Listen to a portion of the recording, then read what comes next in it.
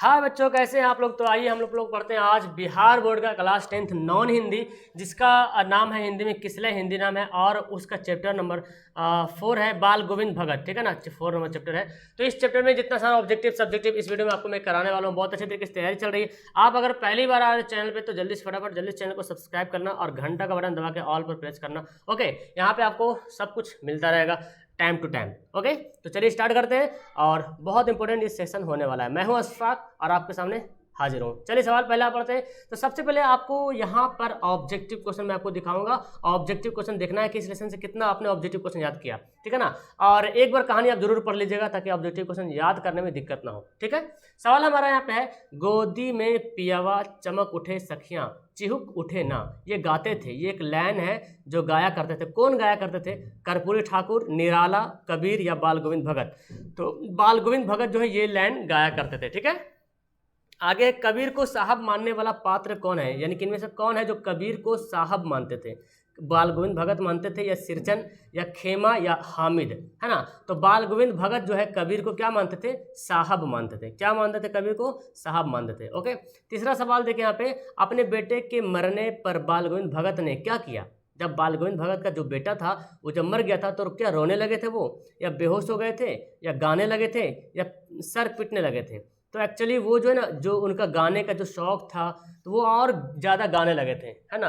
उनका कहना था कि जो आदमी मरता है तो एक्चुअली वो परमात्मा के पास चले जाते हैं, आत्मा जो है परमात्मा से जाके मिल जाता है ना। इसलिए रोने से कोई फायदा नहीं, बल्कि और गाने लगे थे।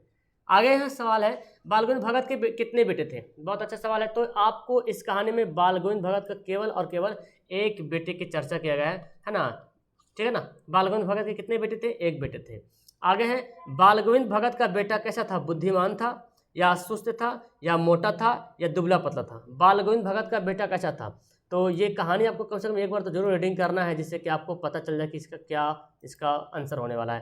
तो इसका बेटा क्या था? सुस्त था। बाल गोविंद भगत का बेटा कैसा था? सुस्त था।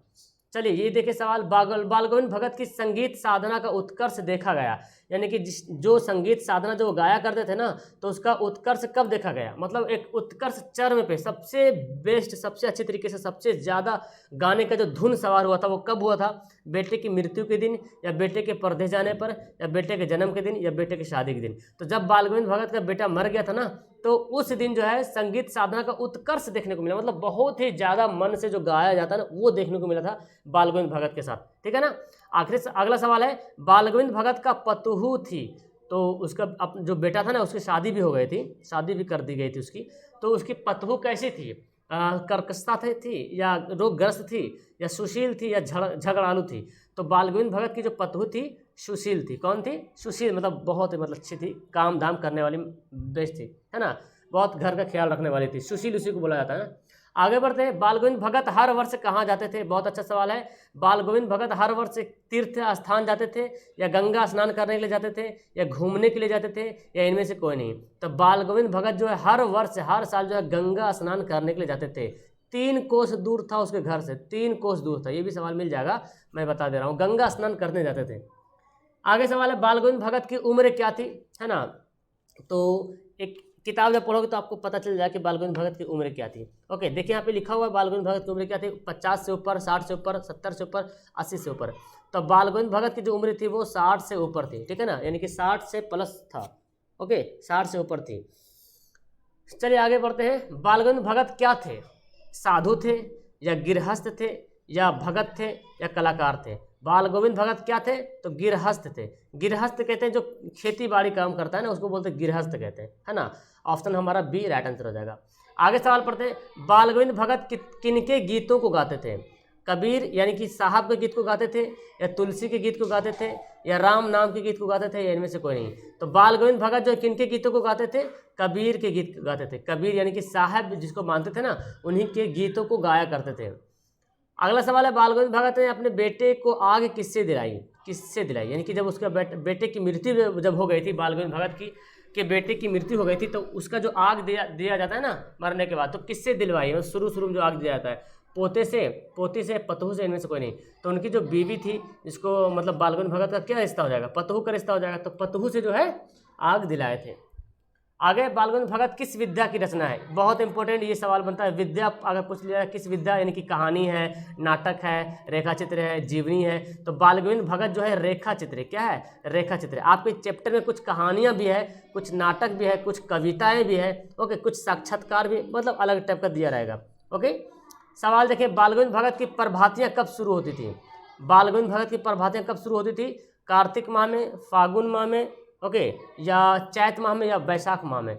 तो कार्तिक का महीना आता नहीं कि बाल गोविंद भगत की प्रभातियाँ शुरू हो जाती थी। ये एक लाइन दिया हुआ है कि कार्तिक का महीना आया नहीं कि बाल गोविंद भगत की प्रभातियाँ शुरू हो जाती थी, मतलब कार्तिक महीने में बाल गोविंद भगत की प्रभातियाँ शुरू हो जाती थी, है ना।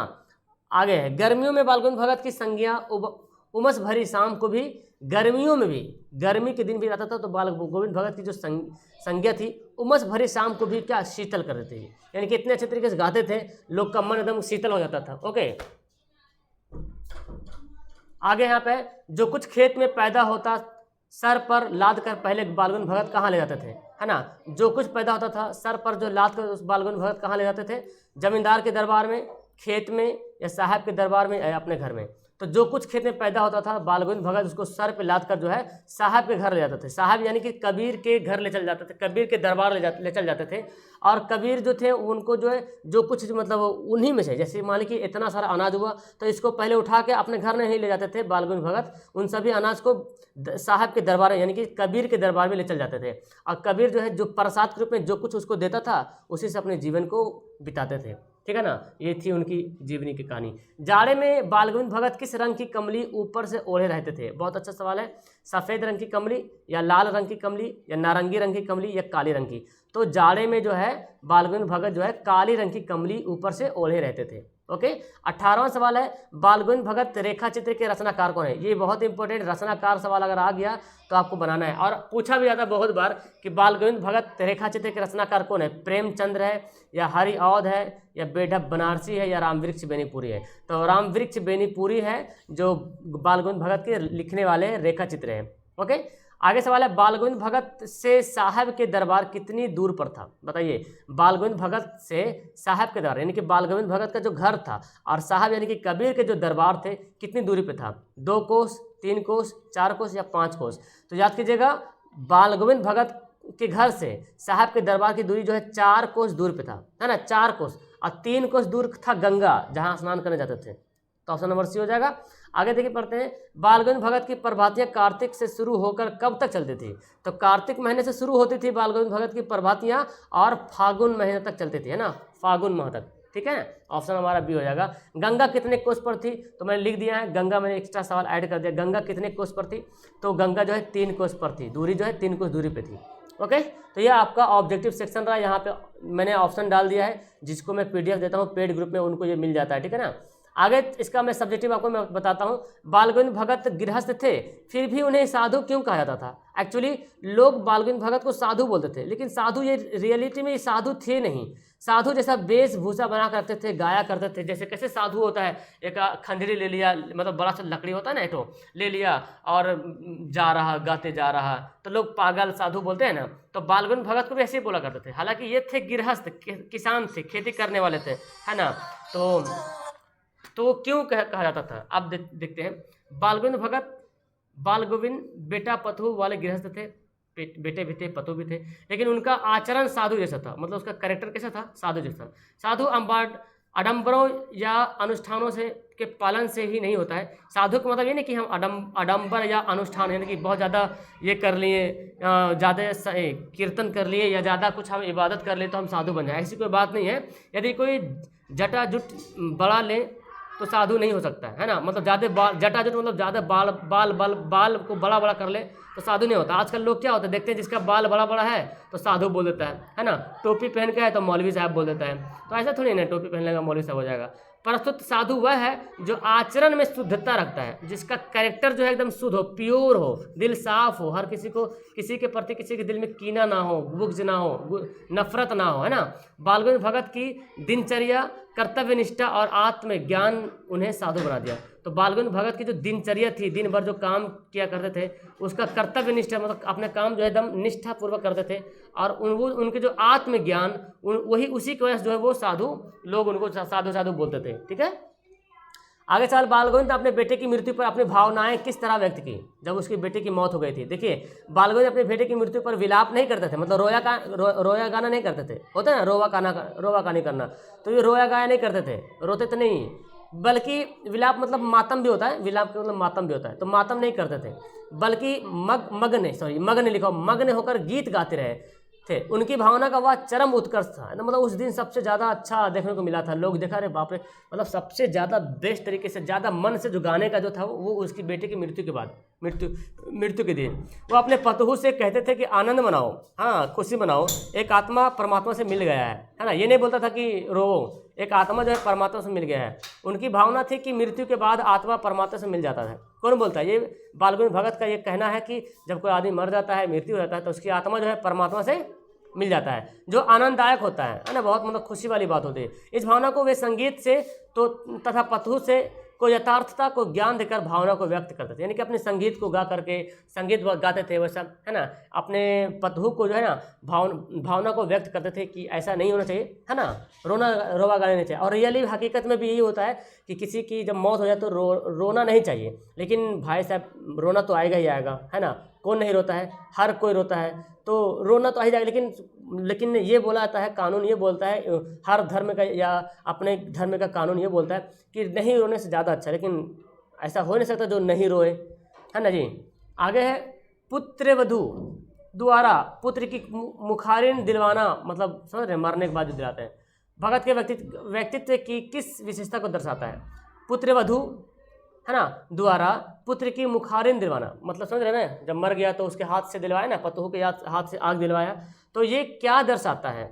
विवाह के बाद पति पर पत्नी का सबसे अधिकार होता है ना जी। ये कहने मतलब ये है कि जब विवाह हो जाता है तो पति पर पत्नी का सबसे ज़्यादा अधिकार होता है, कर्तव्य सबसे अधिक पति के प्रति होती है ना। गृहस्थ आश्रम में दोनों एक दूसरे के पूरक हैं, अतः पतहू को सबसे बड़ा अधिकारी मान उसी से मुखरिन दिलवाया, यह के व्यक्तित्व की सच्चाई और महानता को दर्शाता है ना। तो यही मतलब इसी वजह जो है उसकी सच्चाई और महानता को दर्शाता है। तो यहाँ पे हमारा चैप्टर कंप्लीट हो गया, ऑब्जेक्टिव सब्जेक्टिव। अगर आपको इसका पीडीएफ लेना है तो आप अपना एप्लीकेशन डाउनलोड करें प्ले स्टोर पे, AA ऑनलाइन सोल्यूशन के नाम से अपना एप्लीकेशन डाउनलोड करें, और वहाँ पे पेड ग्रुप अभी डिस्काउंट चल रहा, फटाफट जाके इनरोल कर लो, है ना, आपको सारा पीडीएफ वगैरह मिल जाएगा। Okay, that's all, thank you everyone, bye. Application install जरूर करना, वहाँ पे फ्री वाला भी है, पेड वाला भी है, और टेस्ट वगैरह भी रहता है, फ्री वाला पेड वाला दोनों। Okay, bye.